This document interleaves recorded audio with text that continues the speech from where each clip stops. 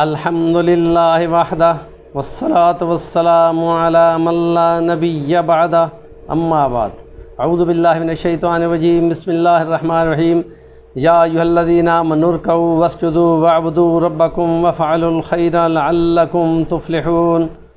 وقال اللہ تعالی فی مقام آخر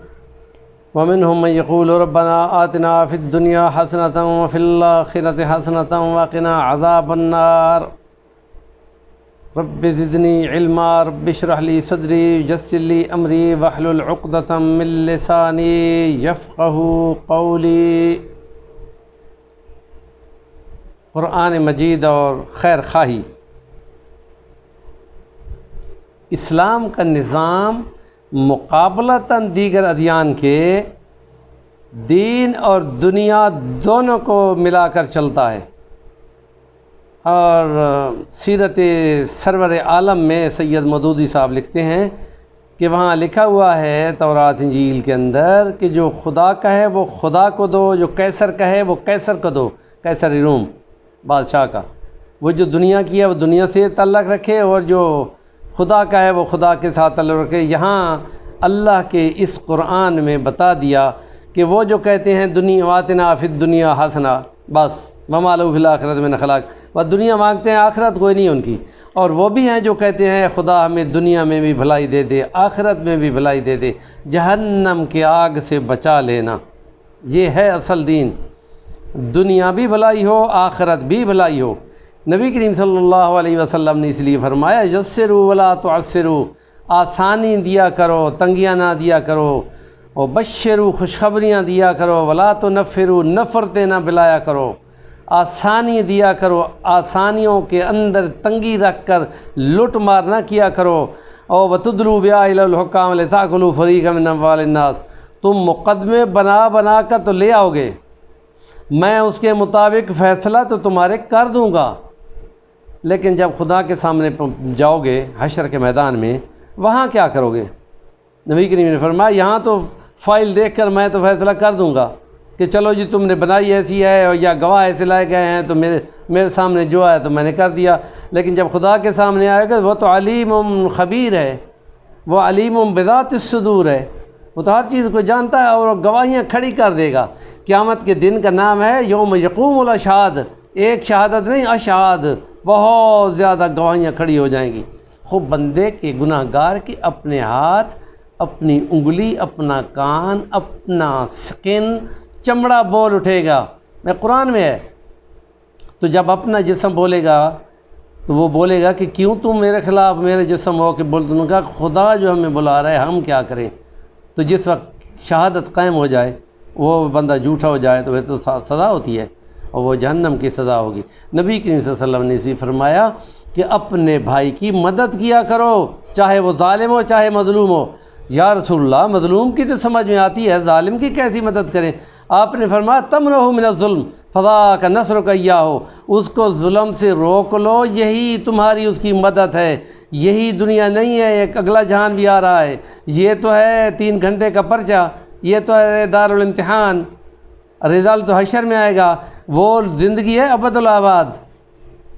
امورٹل لائف، کبھی نہ ختم ہونے والی، ایور لاسٹنگ لائف۔ اور بعض حکماء کے نزدیک تو یہ ہے کہ جو آج کل فلکیات کا نظام آیا ہوا ہے تو اس میں وہ ٹریلینز بولتے ہیں، گلیکسل لائف، جس میں اربوں سورج، اربوں کہکشائیں اور کھربوں کہکشائیں اور ٹریلینز اینڈ ٹریلین گلیکسل لائف، جس کو ہم گن بھی نہیں سکتے، ہمیشگی ابد الآباد کی زندگی۔ اور وہاں بندہ گنوا دے، یہاں 4 ساتوں کی زندگی، 4 سانس کی زندگی، ہم کہا 2 تو گزر چکے ہیں، بس ایک آدھ رہ گیا ہے، اور اس کے بدلے ہم ہمیشہ کی زندگی گنوا دیں، یہ بڑی بدبختی ہے۔ اس لیے نبی کریم صلی اللہ علیہ وسلم نے فرمایا التاجر الصدوق من النبیین والصدیقین والشہداء والصالحین، ہے وہ تاجر لیکن امین ہے اور دیانتدار ہے، ناپ تول ٹھیک کرتا ہے، بچہ نابینا آ جائے، بوڑھا غریب مسکین، اس نے تجارت دیانتداری کی کرنی ہے، لوٹ مار نہیں کرنی۔ نبی پاک فرما رہے ہیں مع النبیین، وہ نبیوں کے ساتھ، صدیقین کے ساتھ، شہداء کے ساتھ، ہے وہ تاجر دکان پہ سودا بیچنے والا، لیکن تقوی اور پرہیزگاری کی وجہ سے اور اللہ کے خوف کی وجہ سے کہاں پہنچ گیا۔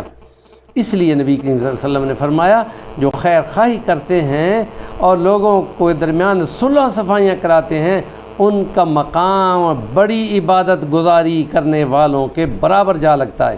یہ ہے خیر خواہی کا مقام۔ اور اس لیے وہ جو اپنے بال بچوں کی روزگار کے لیے کھلانے پلانے کے لیے بھاگ دوڑ کرتا ہے اور وہ بھاگ دوڑ میں جتنی کوشش لگتی ہے وہ برابر تو لی جائے گی یہ نماز روزہ عبادت گزاری کے ساتھ، گویا کہ وہ بھی نیکی کا کام بنا دیا گیا ہے۔ اسلام کا دین جو ہے وہ دین اور دنیا دونوں کو لے کے چلتا ہے۔ ہم نے دین کو یہی کچھ بنا لیا ہے کہ بس نماز روزہ اور باقی دنیا ہے، یہ نہیں ہے نظریہ۔ اس لیے نبی کریم نے فرمایا صلی اللہ علیہ وسلم نے کہ قرب قیامت کے زمانے میں لوگ نہیں دیکھیں گے کہ کیا کما رہے ہیں، حلال کما رہے ہیں کہ حرام کما رہے ہیں، اور حرام کے لیے نبی فرما چکے ہیں کہ حرام کی کمائی سے پلا ہوا جسم وہ ہے ہی اسی قابل کہ جہنم کی آگ اس کو جلائے۔ تو اس لیے ایک لقمہ بھی کبھی حرام کا کھانے سے بچنا چاہیے، موجب بن جائے گا جہنم کے ورود کا، اور جہنم کے اندر گرنا اللہ تعالیٰ امان میں رکھے، محافظ ہے اللہ پاک۔ ایمان بھی بچانا چاہیے اور دنیا کی سلامتی بھی رکھنی چاہیے، اس لیے ہمارا علاج وہ جہاں تک دوستوں تک پہنچنا چاہیے تاکہ خیر خواہی ہو اور ان کو برائی سے بچاؤ، ظلم سے بچاؤ، تمنعوا من الظلم، تاکہ وہ حشر کے میدان میں غریب یتیم بن کے نہ کھڑا ہو۔ تمام اعمال اسے لے لیے جائیں گے، تمام گناہ لوگوں کے ان پر لاد دیے جائیں گے، واصل جہنم ہو جائے گا۔ یہ زیادہ نقصان ہے مقابلتاً دنیا کے کہ 4 سات کی بادشاہت کر لی اور جب مرا تو خدا نے کہا ہاں بھائی حساب دو۔ یہ سورۃ تغابن 64 نمبر آیت ذرا پڑھو تو وہاں یوم یجمعکم لیوم الجمع، ہم تم کو جمع کریں گے، جمع کر دیں تغابن والے دن۔ تغابن غبن سے ہے اور وہ باہم ایک دوسرے کے حقوق مارے جانے والوں کے تمام اعمال غبن کا لیے جائیں گے اور وہ اس کے اوپر پھر گناہ لا دیے جائیں گے اور پھر وہ خواب خاسر ہو کر نقصان دہ ہو کر برباد ہو کر جہنم میں پہنچ جائے گا۔ نیکی کی بات کا ضرور ابلاغ کریں۔ ہمارے چینل کا نام ہے صفی الرحمن الوانی، ضرور سبسکرائب کر لیں۔ کمنٹس اگر کریں تو آپ کی مہربانی ہوگی کہ ہمیں رہنمائی ملتی ہے۔